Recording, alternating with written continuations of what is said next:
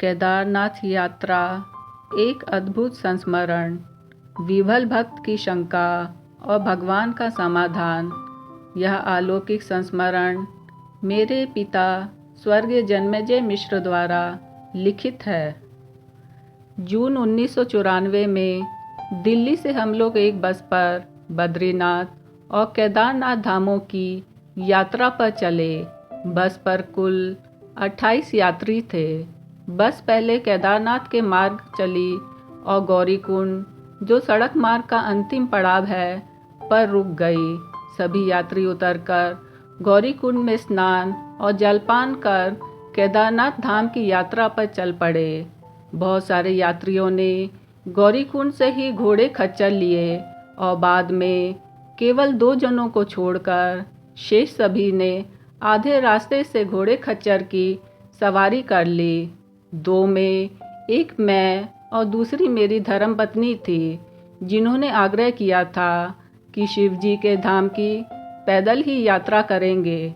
श्रद्धा के सामने मैं नतमस्तक था। दोनों की उम्र 50 से अधिक थी। सभी सहयात्री घोड़े खच्चर पर आगे बढ़ गए थे। फिर मैंने भी अपने पत्नी की आस्था पर चोट करना उचित नहीं समझा। दुर्गम चढ़ाई के कारण हम दोनों काफ़ी थक गए थे। बारिश भी हो रही थी। गुप अंधेरा था। ना कोई यात्री आगे दिखाई देता था और ना ही कोई पीछे दिखाई देता था। हम दोनों 2 या 3 मिनट से अधिक नहीं चल पा रहे थे। चलते चलते बैठ जाते, फिर उठकर आगे बढ़ने की चेष्टा करते थे।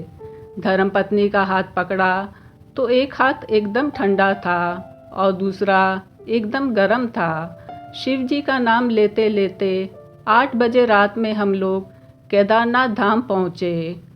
वहाँ हमारे सभी सहयात्री भोजन कर रहे थे और हम दोनों के लिए चिंतित थे। बारिश में हम दोनों बिल्कुल भीग चुके थे। कमरे में पहुंचकर हमने अपने अपने कपड़े बदले। मुझे बुखार चढ़ चुका था। मैं भोजन के लिए नहीं जा सका तो मेरी धर्मपत्नी ने भी उपवास रख लिया था। रात में मेरी तबीयत चिंताजनक हो गई। तभी सुनने में आया कि हम लोगों का ग्रुप लीडर, जो अभी अभी अपनी नौकरी से रिटायर किया था, भोजन करते करते, सबसे बातें करते करते अचानक गिरकर बेहोश हो गया था। कुछ घंटों के बाद खबर आई कि डॉक्टर हमारे लीडर को बचा नहीं सका और हार्ट अटैक के कारण वे चल बसे। उनके साथ उनकी पत्नी और बूढ़ी माँ भी थी। उन दोनों ने आग्रह किया कि शव को दिल्ली ले जाया जाए और यह निश्चय किया गया कि सभी प्रातः 6 बजे केदारनाथ धाम छोड़ देंगे। मैं प्रातःकाल उठा तो मेरा बुखार उतर चुका था। कमरे से बाहर आया तो देखा धर्मपत्नी इतनी ठंडी में सड़क के नल से ठंडे पानी से स्नान कर रही थी। गौरीकुंड से हम लोगों के साथ एक पंडा भी आया था। उनको देखकर मैंने कहा कि शिवजी का दर्शन नहीं हो सकता है क्या? यह सुनते ही पंडा बहुत बिगड़ गया और बोला, हम लोग शव को दिल्ली भेजने के प्रबंध में लगे हुए हैं और अगर अभी आप लोग दर्शन की पंक्ति में भी बैठ जाते हो तो भी आपकी बारी तो 2 बजे से पहले नहीं आएगी और फिर आप सभी को अभी 1 घंटे में यहाँ से रवाना भी होना है। पंडा ठीक ही बोल रहा था। मैंने सोचा कि केदारनाथ मंदिर के द्वार पर ही माथा टेकाऊं। मंदिर गया तो अभी खुला भी नहीं था। दर्शनार्थी सर्प की तरह कुंडली के आकार में सटे सटे बैठे थे। द्वार तक जाना भी संभव नहीं था, क्योंकि दर्शनार्थी की कई कई पंक्तियां बैठी हुई थी। खड़े खड़े हाथ जोड़कर शिवजी को प्रणाम किया और लौट चला। मंदिर के प्रांगण से उतरा ही था कि देखा मेरी धर्मपत्नी स्नान कर शिवजी के लिए घर से जो यज्ञोपवीत, अगरबत्ती और अन्य पूजन सामग्री लाई थी, हाथ में लेके शिवजी का जाप करते करते आ रही थी। मैंने जो कुछ देखा उसे बता दिया और कहा कि केदारनाथ दर्शन तो असंभव हैं।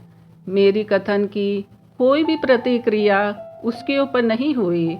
मंदिर के प्रांगण में पहुंचकर वह एक कोने में खड़े होकर अत्यंत विह्वल होकर रोने लगी और कहने लगी, बाबा, क्या हम लोग इतने पापी हैं कि यहाँ तक पहुंचकर बिना आपके दर्शन किए लौट जाएंगे? सामने से एक 10-12 साल का लड़का आया। मुझे लगा कि वह मंदिर का ही कोई कर्मचारी होगा। दिल्ली से चलते समय मित्रों और संबंधियों ने शिवजी के चढ़ावे के रूप में रुपए दिए थे।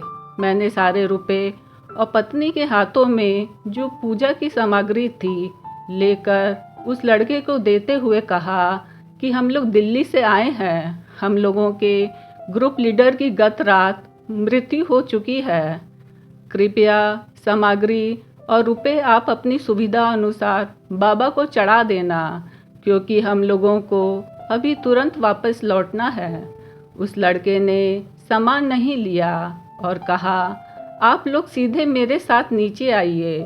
वह हमें मंदिर कमेटी के सदस्य के पास ले गया। सदस्य ने कहा कि आप लोग दर्शन नहीं कर सकते हैं क्योंकि छूतक हो गया है। मैंने उन्हें कहा कि मैं बिहार का मैथिल ब्राह्मण हूँ और जिनकी मृत्यु हुई है वे पंजाबी खत्री थे, इसीलिए छूतक लागू नहीं होता है। सदस्य ने हम दोनों को 5 मिनट रुकने के लिए कहा और फिर हम दोनों को लेकर चला। इसी बीच उस बालक ने शिवजी को चढ़ाने के लिए प्रसाद की व्यवस्था कर दी थी। दर्शनार्थी के सरों को टापते हुए हम लोग जा रहे थे। मुख्य द्वार अभी तक नहीं खुला था। एक दूसरे द्वार के समीप हमें कमेटी का सदस्य ले गया। धर्मपत्नी तो मंदिर के अंदर प्रविष्ट कर गई, लेकिन वह मेरा हाथ मजबूती से पकड़े हुए थी। मुझे द्वार पर पंडों ने रोक लिया था, लेकिन धर्मपत्नी के हाथ पकड़े रहने के कारण मुझे भी उन लोगों को अंदर जाने देना पड़ा। मंदिर के अंदर जाने पर देखा तो पाया कि एक पंक्ति में 50 भक्त थालियों में धूप, दीप, पूजन सामग्री लेके खड़े थे। वे सब शायद वीआईपी लोग या मोटी रकम दान में दिए लोग थे। सभी पूजा प्रारंभ होने पर अपनी बारी का इंतजार कर रहे थे। पत्नी उस पंक्ति में ना लगकर उनके लौटने वाले रास्ते से आगे बढ़ गई और सीधे पुजारी जी के पास जाकर बैठ गई, जो इन वीआईपी लोगों के लिए पूजा प्रारंभ कराने वाले थे। वहाँ केवल ओम नमः शिवाय का जाप चल रहा था। मंत्र छोड़कर कोई कुछ भी नहीं बोल रहा था। पत्नी ने एक एक कर यज्ञोपवीत, अगरबत्ती और अन्य पूजन सामग्री बाबा को श्रद्धा से अर्पित किया। शिवजी के शरीर से चंदन लेके उन्होंने हम दोनों के माथे पे टीका लगाया। दोनों शिवजी का भाव विभोर होकर दर्शन कर रहे थे। कोई हमें कुछ नहीं कह रहा था कि हम लोग वहाँ से हट जाएं, क्योंकि पंक्ति में खड़े लोग जिनके लिए अभी पूजा प्रारंभ होनी थी शायद यही सोच रहे थे कि यह जोड़ा बिना पंक्ति का सर्वप्रथम पूजा का अधिकारी बना है। अवश्य कोई ख्याति प्राप्त वीवीआईपी होगा। फिर अपने आप हम दोनों उठे और वापस लौटे। हमारे साथ के सभी सहयात्री लौट चुके थे। ऐसे दर्शन का लाभ तो बिरलों को ही नसीब होता है।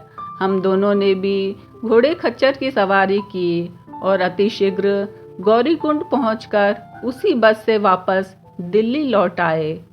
मैंने अपनी धर्मपत्नी से पूछा कि वह मंदिर के अंदर पंक्ति में क्यों नहीं लगी थी, तो उसने जवाब दिया कि विवल होकर शंका करने के बाद उसे कुछ भी होश नहीं था और शंका का समाधान कर मंदिर के द्वार से न लौटाने वाला वह बालक शिव जी को छोड़कर दूसरा कोई नहीं हो सकता।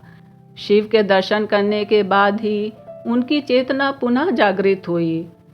मैं अपनी पत्नी की श्रद्धा और विश्वास के समक्ष नतमस्तक था। द्वारा जन्मेजय मिश्र। ओम नमः शिवाय। ओम नमः शिवाय।